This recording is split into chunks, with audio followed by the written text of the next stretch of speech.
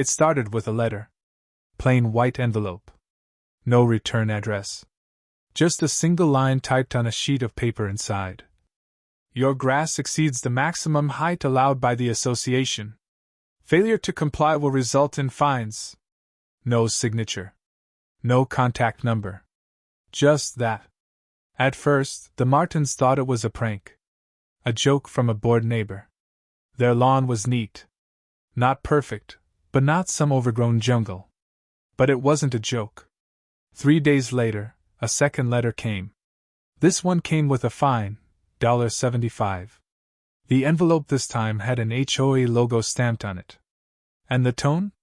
Even colder. This is your final warning.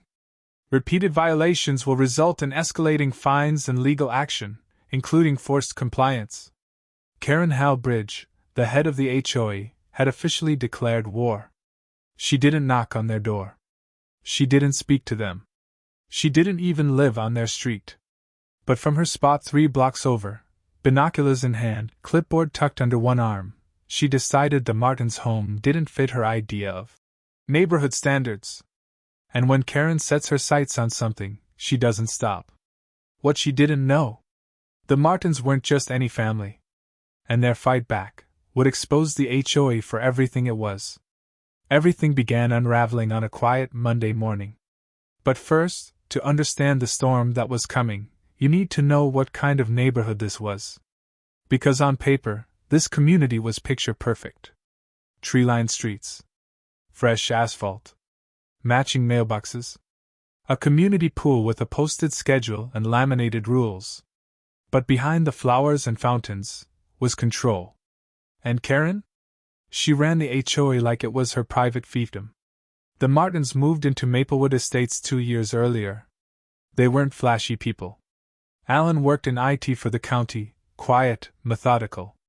Cassie was a school nurse, patient, observant, the kind of woman who brought soup to neighbors during flu season.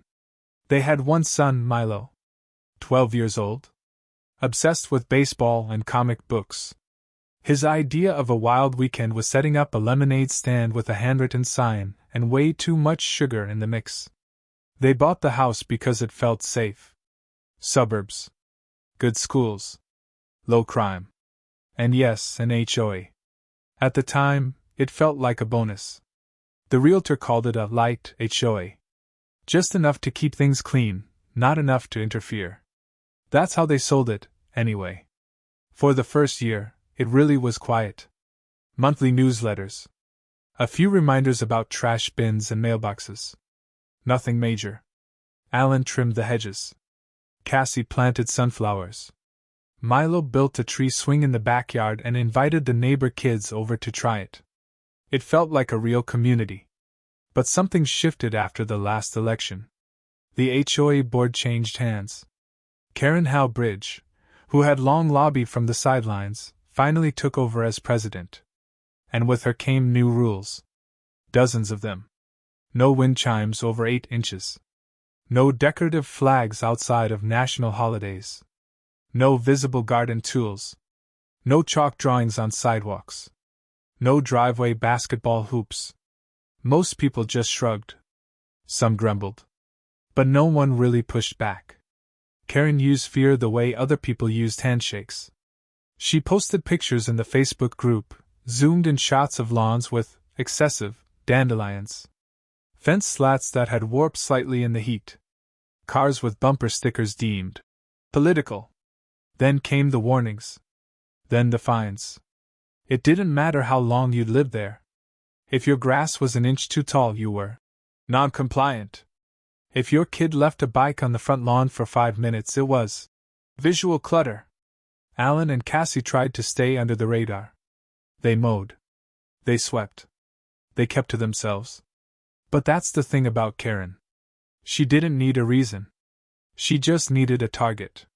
And after the Martins hosted a small birthday party for Milo, 7 kids, 1 bounce house, and biodegradable balloons, she found hers. A week later, the letters began. First the grass. Then the fence. Then a threat about exceeding occupancy limits, because Cassie's sister stayed over 2 nights in a row. It felt ridiculous. Petty. Like something out of a satire. But the fines were real. The legalese was intimidating. And the threats? Escalating. Alan tried calling the HOA office. No one answered. He emailed. No reply. When he stopped by during their posted office hours, the building was locked. But Karen? She was everywhere. At the mailbox, pretending not to watch. In the neighborhood Facebook group, posting vague reminders clearly aimed at them. Even at the grocery store, giving Cassie a thin smile that didn't reach her eyes. She's just a bored old woman with too much time, Cassie said one night, folding laundry. Alan looked at the stack of fine notices on the kitchen counter. She's more than that, he muttered. She's dangerous. And she was just getting started. Because what no one outside the board knew, what Karen never advertised, was that she had a plan. And the Martins were just step one. It started with the garden gnome. Just a little bearded guy in a red hat, holding a watering can. Cassie placed it by the mailbox after finding it at a yard sale. Milo thought it was funny. Alan didn't even notice it until the letter came. Unapproved lawn ornament. Non-compliant. $50 fine. The gnome disappeared the next day. Vanished. No one confessed. No one saw anything. But on the HOA Facebook page, Karen posted a picture of a nearly identical gnome, in her garage. The caption? Sometimes you have to clean up what others leave behind. Alan showed it to Cassie. Her hands clenched. That's theft. That's Karen, Alan muttered. Then came the incident with Milo. He and his friends were playing wiffle ball on the lawn one Saturday afternoon. Laughter, plastic bats, harmless fun. Until Karen drove by, slowed her car to a crawl, rolled down the window and barked. No organized sports on common property. The kids froze. It was their own yard. But Karen didn't care. She took a picture of Milo mid-swing and drove off. The next letter arrived Monday morning. Unauthorized recreational activity, $100. Alan was livid. He stormed to the next HOA meeting, held at the clubhouse, once a month. He wasn't even allowed inside. You're not on the agenda, the assistant said, not meeting his eyes. From the glass door, Alan could see Karen at the front table. Smiling. Not even trying to hide it. He raised his voice. You've fined my family 4 times in 2 weeks without cause. I demand a hearing. Karen didn't flinch. She stood, walked to the door, and opened it just enough to speak without stepping out. Rules are rules, Mr. Martin. If you don't like them, you're welcome to move. Then she closed the door in his face. That night, Cassie came home to find a neon sticker slapped on their front door. Property under review, Code 14B violation. She peeled it off with shaking hands. Neighbors started whispering. Kids stopped coming over. Milo asked why people were staring. Alan didn't know what to say anymore. They weren't breaking any laws. They were mowing their lawn, cleaning their gutters, parking their car in the driveway. But it didn't matter. Karen had made them an example. One by one, she was weaponizing the HOA rulebook, twisting vague guidelines into threats, using her position to bully, to humiliate, to isolate. Cassie tried reasoning. She baked cookies and dropped them off at Karen's porch with a note. Let's talk like neighbors. The cookies were thrown out. The note was returned with one word scrawled across the bottom. Comply. The final straw came with the fence. Their back fence had a small slant, barely noticeable. After a windy night, one panel leaned an inch inward. Karen sent a notice. Unsafe structure. Must be removed or replaced within 7 days. Alan called the contractor. The earliest available appointment? 3 weeks. Karen sent another letter. Failure to respond will result in a $500 penalty and forced removal. On day 8, Alan came home to find 2 men from a private company tearing down the fence. Milo's bike was lying on the ground, his helmet crushed under a boot. Alan shouted. Cassie cried. The workers just handed him a form, pre-approved by the HOA. Karen said it was an emergency order. One of them mumbled. That night, Alan didn't sleep. He paced the hallway. He looked out the window. He opened every letter Karen had ever sent and laid them out on the dining room table like a crime scene. And that's when he saw it. Something didn't add up. Something about the signatures, the stamps, the billing codes. And suddenly, Alan realized. Karen wasn't just a control freak. She was hiding something. And he was going to find it. Alan had worked in county systems for 18 years. Not flashy. Not powerful. But with quiet access to property records, permits, and regulatory databases that most people never bothered to look at. And that night, with the HOA letters spread across the table and Karen's smug threats still ringing in his ears, something clicked. He started pulling data. Maplewood Estates had a charter, like all HOA communities. It laid out what the board could and couldn't do, how violations were issued, how fines were processed, how votes were held. It took him less than 10 minutes to realize something was wrong. Karen had bypassed the board. Many of the fines? Issued without recorded votes. The removal order for the fence? No record of approval. No contractor license on file. The stamp she used? From a dissolved HOA in a neighboring county. Alan's pulse quickened. He dove deeper. Karen's signature appeared on 17 notices across the neighborhood in the last 3 months. But only 5 had digital records. The rest were scanned, altered, or entirely manufactured. She was running a shadow HOA. Not just enforcing rules, but inventing them. He opened a private folder and began collecting every fake citation, every unauthorized action. He filed a whistleblower complaint with the county oversight office. Then he called a friend, Detective Romero, someone he'd helped years ago on a city server issue. Romero listened. Then asked one question.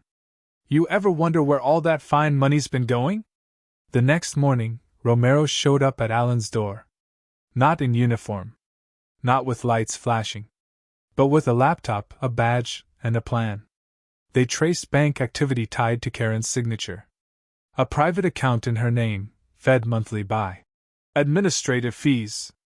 Nearly $70,000 over 18 months. The worst part? No one had noticed.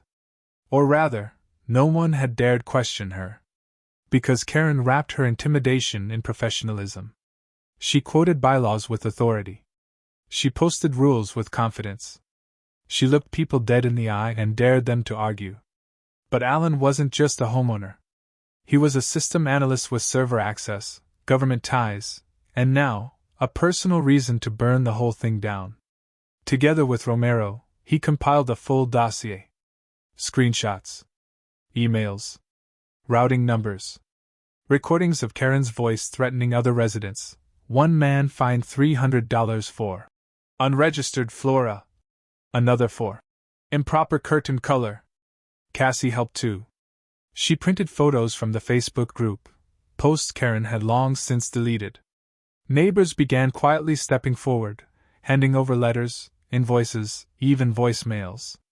What started as a trickle became a flood. They found elderly residents who'd paid thousands in compliance surcharges that didn't exist. Single moms who'd been too afraid to protest. Veterans who'd swallowed their pride and fixed things that were never broken. Karen hadn't been enforcing order. She'd been running a private racket. And no one had stopped her, until now. Alan made one last call. To the HOA's official law firm. Not the one Karen used on the letterhead. The real one, on file with the county since the HOA was founded. He scheduled a formal review meeting. Not just with the board, but with county officials, the law firm, and Detective Romero in attendance. When the notice went out, Karen didn't blink. She walked into the meeting in heels and pearls, clipboard under one arm, and a smug smile on her lips. But this time, she wasn't in control. Romero stood. Alan opened the laptop. And the projector lit up with the first slide. Unauthorized financial routing, HOA misappropriation review. Karen's smile faltered. By slide 3, her jaw clenched. By slide 6, she was sweating. By the time Romero played the audio clip of Karen threatening to ruin the Martins if they didn't fall in line, she was already reaching for her purse. "Sit down, ma'am," Romero said quietly. "We're not done." Because now, it was time for justice. Karen didn't leave that meeting in heels. She left in handcuffs. Detective Romero read her rights as she stared blankly at the slideshows still glowing behind her. The projector hummed. Her clipboard hit the floor. And for the first time in a year, she had nothing to say. The room stayed silent. No applause. No cheers. Just stunned neighbors watching the queen of the HOA lose her crown, one charge at a time. Fraud. Embezzlement. Abuse of authority. She tried to speak, once. "This is a mistake," she whispered, voice trembling.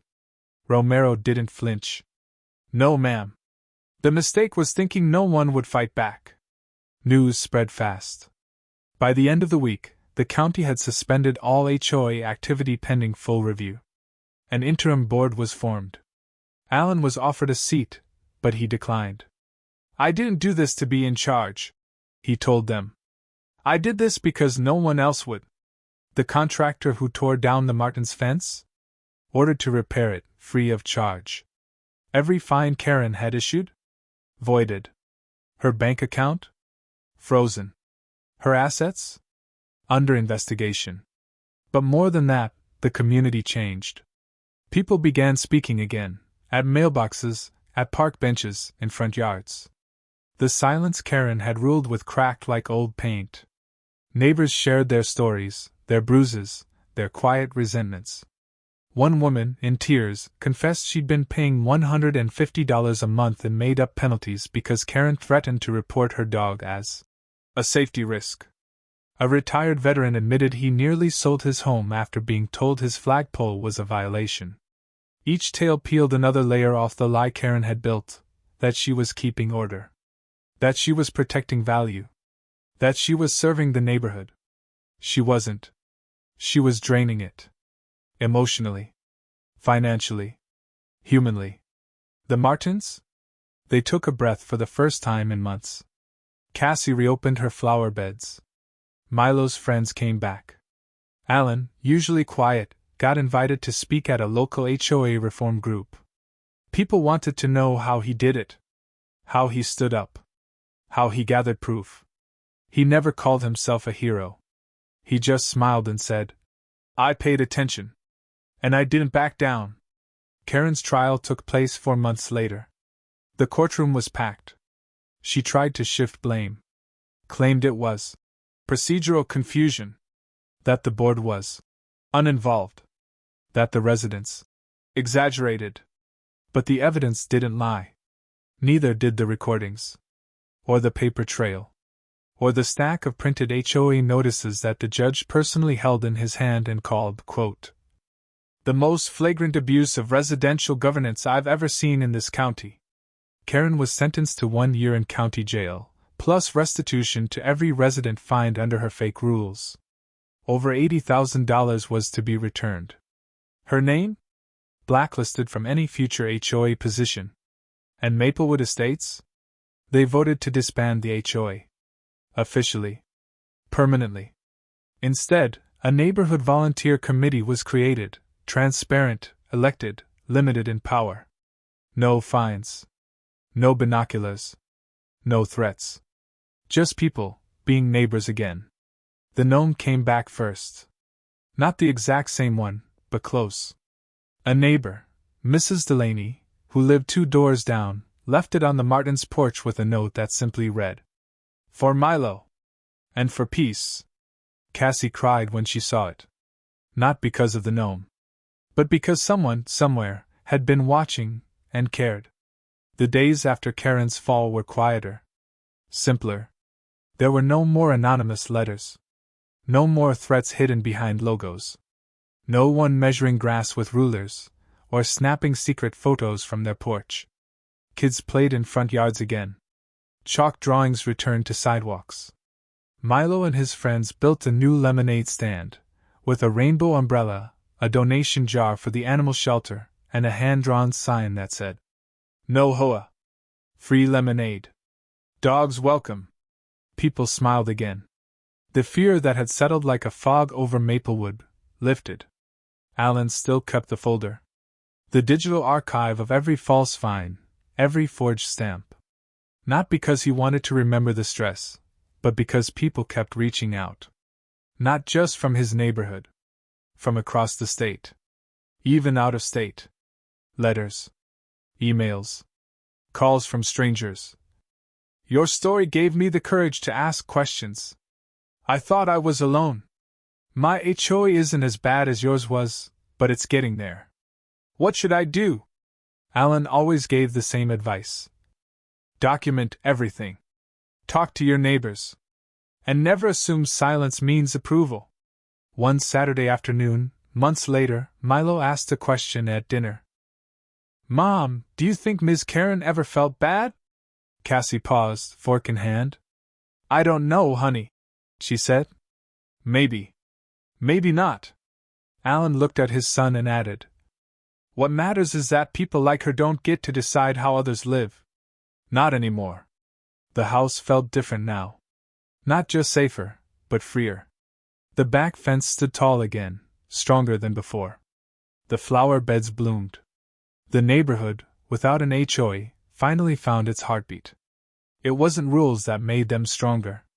It was resilience. Community. Truth. One evening, as the sun dipped behind the maple trees and the air turned gold, Cassie stood on the porch, looking out over the lawn. No letters in the mailbox. No cameras watching. Just wind. Kids laughing in the distance. And peace. She turned to Alan and smiled.